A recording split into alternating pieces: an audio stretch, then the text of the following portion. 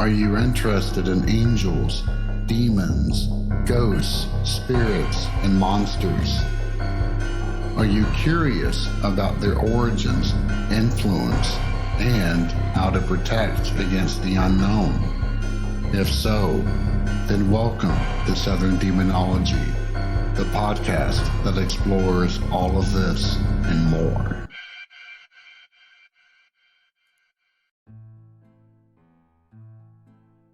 Back in early January, I published a two-part conversation with Father Birdsong on the do's and don'ts of exorcism. As you may or may not know, Father Birdsong and I, along with all the other co-hosts of the Paranormal Rundown, Vic from Trailer Trash Terrors, and Dave, are phenomenally good friends. And we always have a wonderful time talking regardless of the circumstances. But there was something very special about that episode.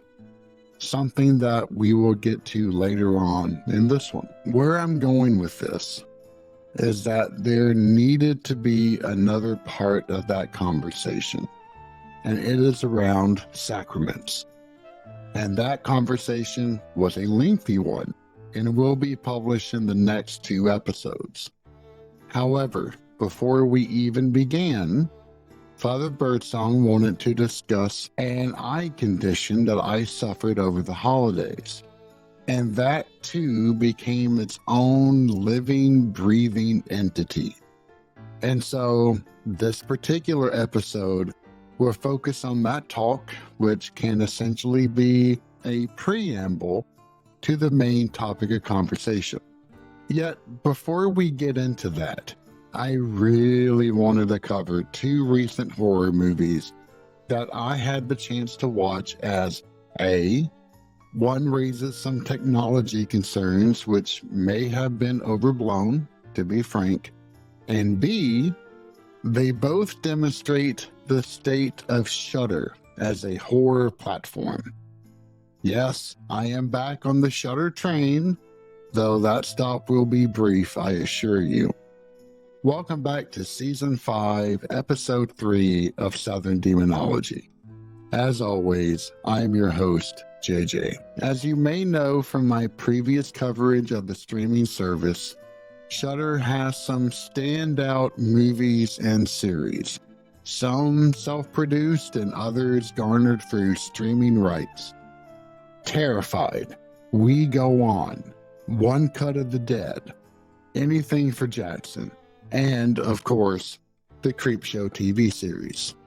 Well, I can now add one more movie to that list, and that is Late Night with the Devil. It began streaming on April 19th after its theatrical release, and boy, did it come in with both a great deal of fanfare and more than a little bit of controversy. The movie did get amazing reviews, almost universally, which is a rarity, especially for a horror movie. Of course, I never trust these after getting bit more than once on that front. Anyone remember It Follows or The Babadook? But I was hopeful, as I usually am. Just not enough to risk seeing it in a theater. But the controversy quickly followed suit, as apparently the movie made use of AI. See, the film has these interstitial screens which indicate the depicted TV show going to or coming back from a commercial. While there's only a handful of these that appear for only a few seconds, one featuring a skeleton that was used heavily in the movie's promotional materials. And reports came out that these were generated by AI. The studio later came out and clarified that yes, AI was used for the initial images, but that they were then modified by actual graphic artists. But that was enough to send the internet into a spiral as usual. Now, the use of AI is an important consideration, especially when it comes to eliminating humans from the equation. I'm considering doing an entire future episode on it, as I have been a programmer for 25 years and also a user and developer of AI systems. But the important thing to consider here is that the algorithms that fuel the biggest platforms are also driven by outrage. So a huge grain of salt is usually needed with any hot take, especially when those making the videos covering it are typically motivated by the amount of money or the invisible internet points that they can earn from them. Not always, but there's more than you can shake a stick at presently. The movie centers around a fictional late-night TV talk show in the 70s whose host was originally viewed as being a rival to Johnny Carson, but was now fighting to keep the show on air. And he thinks that this particular Halloween special will accomplish both of them at once. The characters are likable, the action fast-paced, and it avoids the all too common trap of attempting to signpost upcoming plot points by attempting to disguise them as random lines or events. An idea that was interesting with Shaun of the Dead, but is very tired now. While the movie isn't deep and could have obviously benefited from an ounce of research into the demonic, IFC, if you're listening, I am available for consultation anytime. Its ending wasn't broadcasted early on, nor did it attempt at some poor excuse of a twist in order to make it interesting. Rather, the director focused on exactly what should have been done and made the entire movie itself interesting, which is perhaps even more of a rarity nowadays. Late Night with the Devil was obviously crafted with love, and it clearly shows. I really could not recommend it highly enough. However, not everything came up roses for Shudder, as can be expected.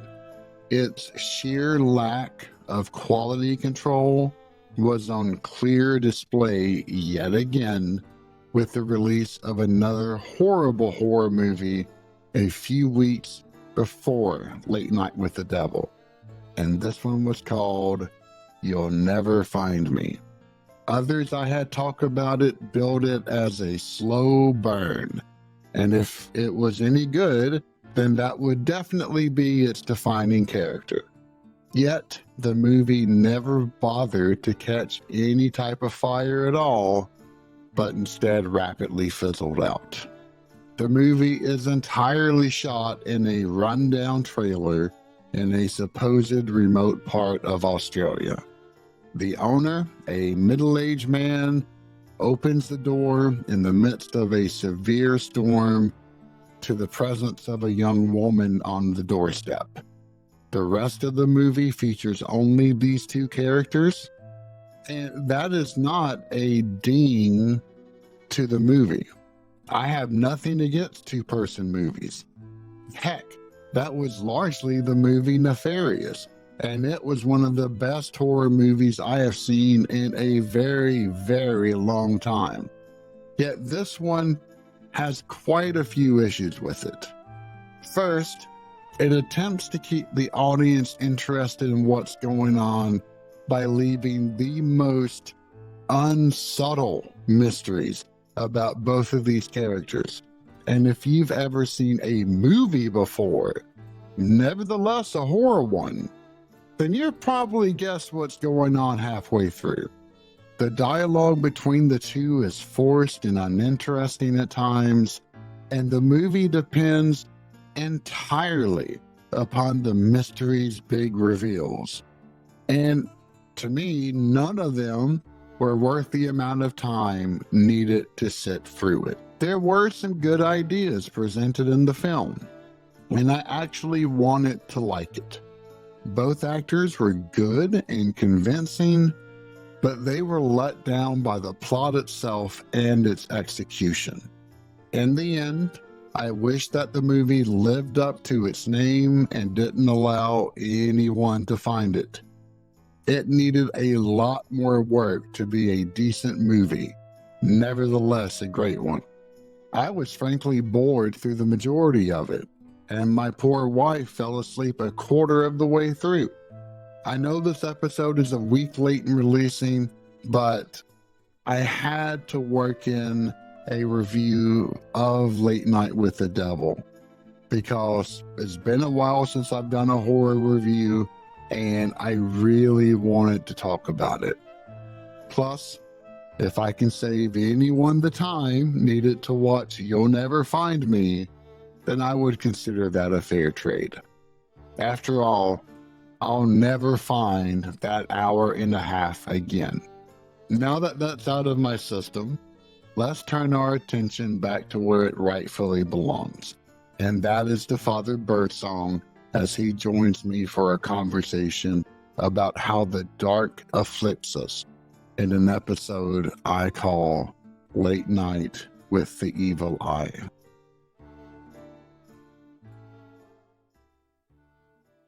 All right. Well, one of the things that you mentioned this in one of your last podcasts, that's where we left off. I really hate to say this, and I really hate to bring it up, but it is of my thought in my I'm just going to say discernment. If it is that okay? Yeah. That what we have been talking about and what we have been dealing with, and I'm not talking about just me, but I'm talking about you, myself, and those around us of things that we deal with day in and day out, and things that we discuss and bring out to light, so to speak. You have to understand that we are bringing darkness into light, and unfortunately, when that happens, it is no fault of our own, but what we are doing, the enemy will attack physically. And the reason why the enemy attacks physically, because if he or the kingdom of darkness, so to speak, can attack us physically, then it will eventually attack us or affect us. That's what I really want to say, affect us in our spirit, in our soulish realm. If we're attacked physically, like in your eyes, you have to think that in your eyes, that's where you see, right? And you, unfortunately, already have one eye very bad. With that being said, if the enemy can affect your good eye, that is going to do its best to distract you. And frankly, JJ, I don't want to put anything on you or say this is where you were, but I mean, come on. I know for a fact you were there for a moment.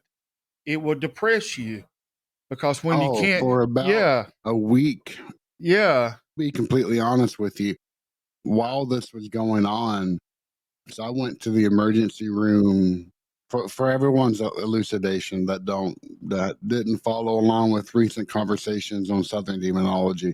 yeah. Share the whole story if you don't mind. I had been having blurry vision for a few weeks until I went back home for the holidays in Tennessee. And it was to the point where I was having to use my 75-inch TV as a monitor for my computer just so Oh that I wow. could actually see what in the world I was doing for work. But I made it work. Saw an ophthalmologist, and they were like, your eye, besides some minor blood vessel leakage, it's okay. Your left eye is actually worse.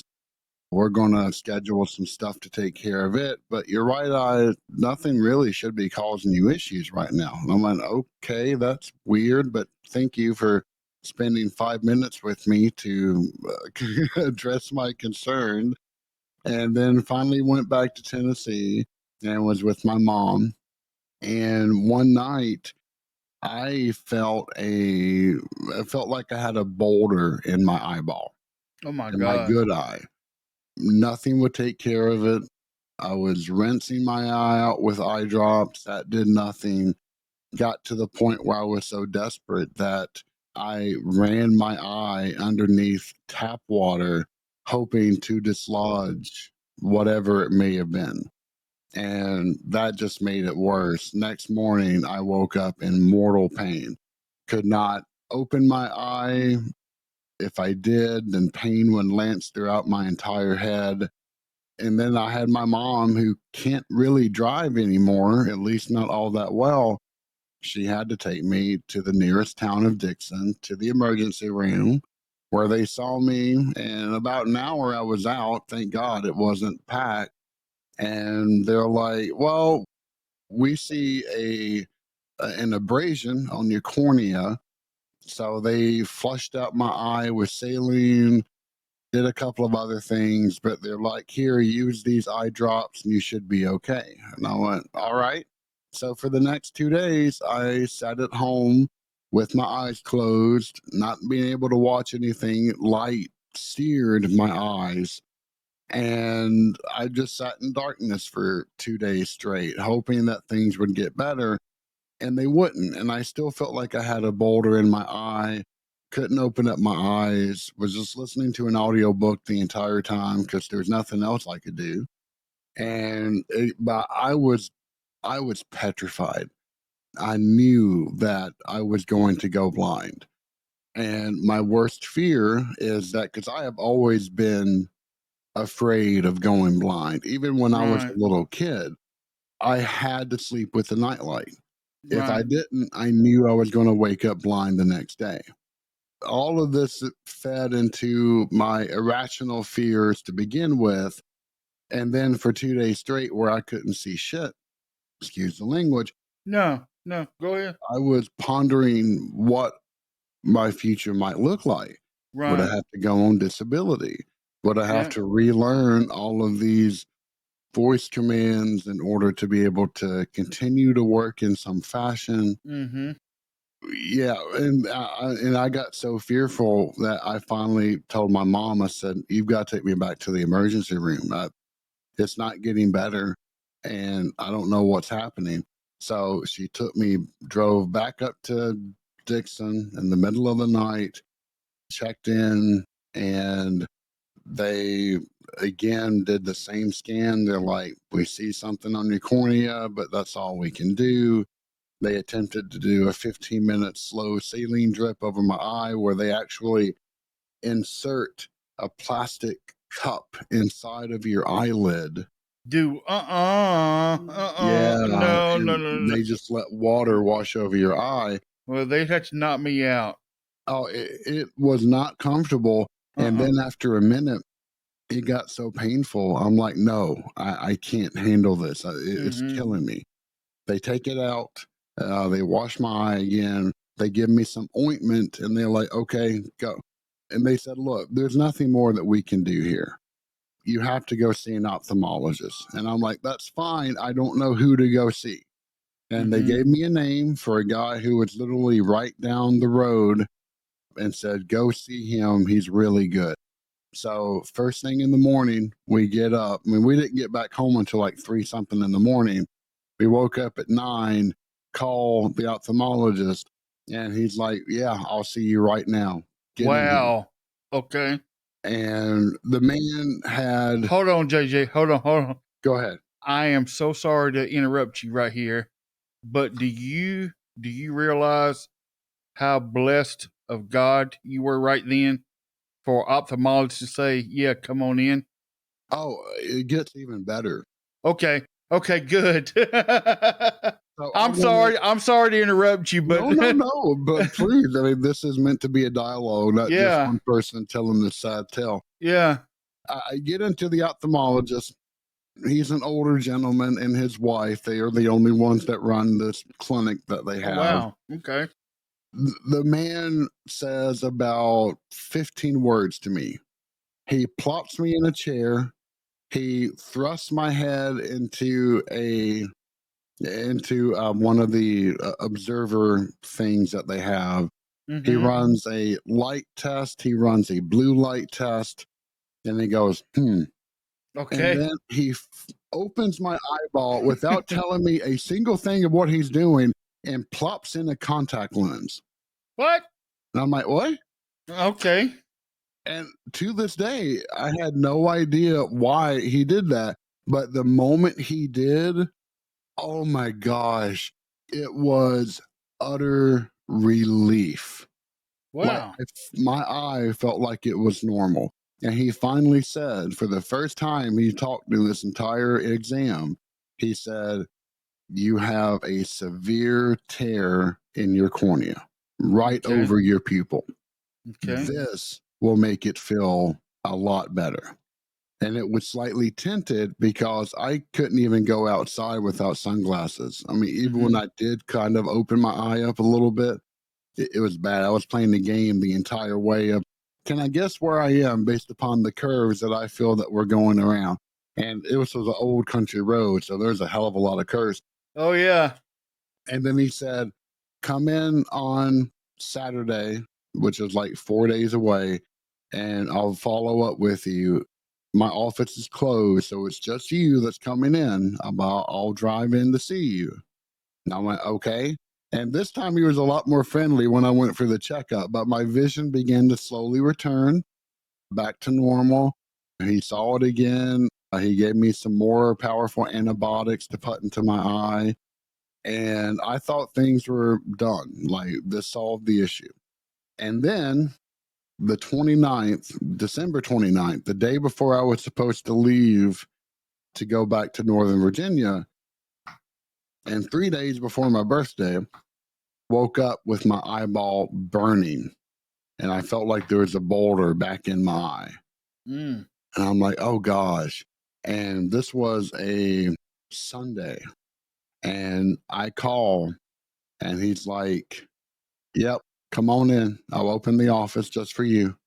I go in, he sees me, he puts the contact back into my eye, and he goes, whenever your cornea heals, it can heal unevenly. The cells don't fully lay back down, and that can lead to a reoccurrence of the abrasion. Oh my. And now I finally have that new contact lens off my eye. Things are better. Good. Hopefully that no reabrasion happens, and if they do, then I'll have to have another contact on for a while. But in that week and a half where I knew nothing was going on, I was in the depths of despair and panic. So you would probably, with all that being said, what Josh would say, Josh, are you hearing all this? What circle of hell was he in? Yeah. What was Dante's? The fifth. You were in the fifth circle of hell, so to speak. It certainly felt like it. My God. I mean, eye pain. The only thing that I ever remember of eye pain is I used to be a welder. Oh gosh. I welded aluminum for many years. And anyone that knows what it's like to weld aluminum, if you ever had or ever experienced burning of your eyes from it, it is horrendous. And then when light hits it, it's like when light hits your eyes, it's like a pain that you will never forget because it goes throughout your body. So for you to contrast the way you were feeling, especially when light hit it, what I felt was probably minimal to what you felt.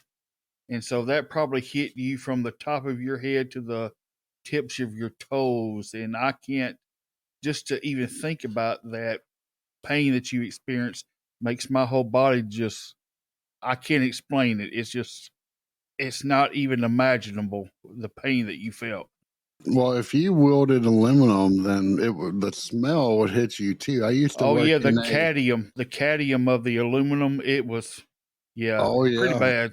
Yeah. I worked as a summer intern for an aluminum smelting plant during college and grad school 2 summers. And God, just working in, even just Yeah. working in the office and getting that smell Yeah. waft over you. Woof. Well, I used to weld pontoon boats, and that was aluminum and some stainless, Mm-hmm. but mostly aluminum, and the cadmium, or the chemical that comes off of the aluminum when you're welding it, it is, well, that's why I don't weld anymore. And that was over 30 years ago. So that Gotcha. should, yeah, it just killed my eyesight. But see, But that is the strangest thing.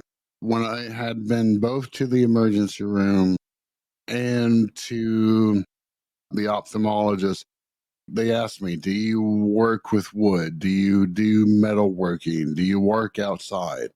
And I'm like, no, I do none of those things. well, every one of your symptoms, I would have thought, if I didn't know you, every one of the symptoms that you brought forward, I would have thought, if I didn't know you, that you were a metal worker. Well, and that's the most common reason this happened. Now, the only like mundane explanation that I can, and I have wrecked my brain just trying to think of it, is I do have a tablet that has a cracked screen. And maybe while I was running my finger over it, I got a very small piece of glass on my finger, and then somehow that got into my eye. But who knows? I have no idea. And that's very reaching. Maybe if you worked with fiberglass, or like an insulation type setting where you made insulation for like homes and stuff, or metal. But I say all that to say this, and this is what started our whole conversation. You mentioned in the previous podcast that people that have been talking about what we have been talking about have been affected by the supernatural. Mm-hmm. I brought this up because I know, number one, you're not a a metal worker. I know you don't work with fiberglass or insulation. Nope.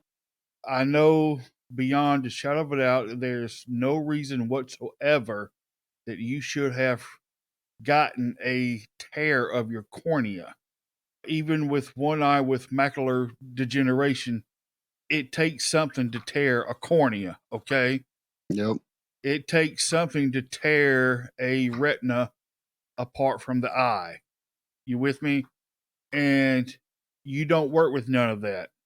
So, unfortunately, with my discernment, and I have withheld this for a couple of weeks now, maybe, Mm-hmm. or at least a week, just because I wanted to sit back on it and meditate and pray about it. I would not be surprised if you were not being attacked because of the conversations that we as a group have been having.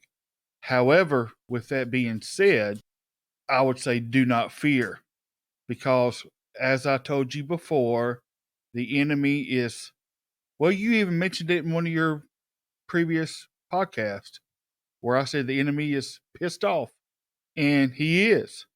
And when he gets upset, like us as humans, although he is a spiritual angelic being that is full of pride and arrogance, he don't like it.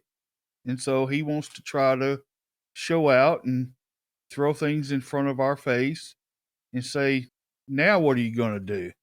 Well, it's up to us to say, okay, well, let me show you what I can do.